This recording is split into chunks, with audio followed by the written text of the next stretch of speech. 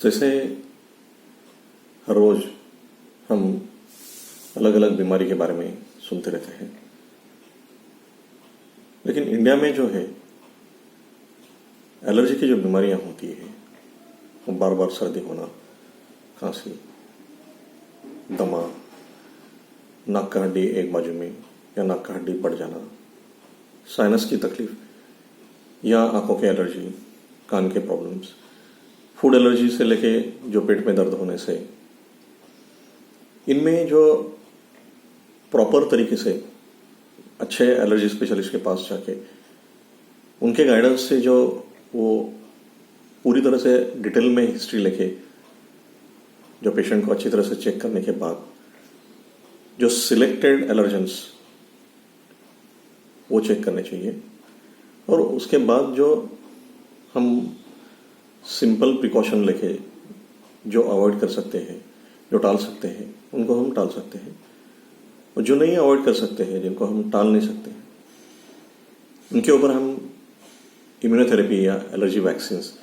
या डिसेंसिटाइजेशन से पूरी तरह से हमारी प्रतिकार शक्ति या टॉलरेंस डेवलप कर सकते हैं, जिससे हमें उसके साथ संपर्क आने के बाद भी या खाने के बाद हमारी बॉडी रिएक्ट नहीं करती है, मतलब एलर्जी के लक्षण नहीं आते हैं। वैसे काफ़ी बार लोगों में एक गलतफहमी है कि प्रतिकार शक्ति कम होने की वजह से एलर्जी के लक्षण आते हैं। वैद्यकीय दृष्टिकोण से साइंटिफिकली इसमें कोई ट्रूथ नहीं है, सही बात नहीं है। Allergy is a hyper sensitive response. Allergy जो है अपनी बॉडी ज़्यादा रिएक्ट करती है उल्टा। तो हमेशा जो हम संपर्क में आते हैं उसी में से कुछ चीज़ें हो सकती हैं, या हम जो खाने में आते हैं वो धीरे धीरे हमारी बॉडी में सेंसिटाइजेशन करते हुए, बदल करते हुए एक दिन कोई तो बात होती है जिससे वो ट्रिगर हो जाता है। जैसे कि अगर आप यहाँ पे देखेंगे तो अप्रैल में ही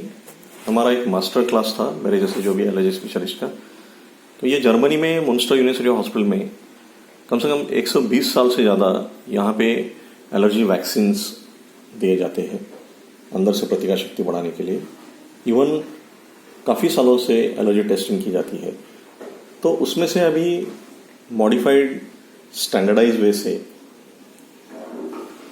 जो पेनलेस और ब्लडलेस है, उससे खून भी नहीं आता है या दर्द नहीं होता है, इवन छोटे बच्चों में भी हम कर सकते हैं।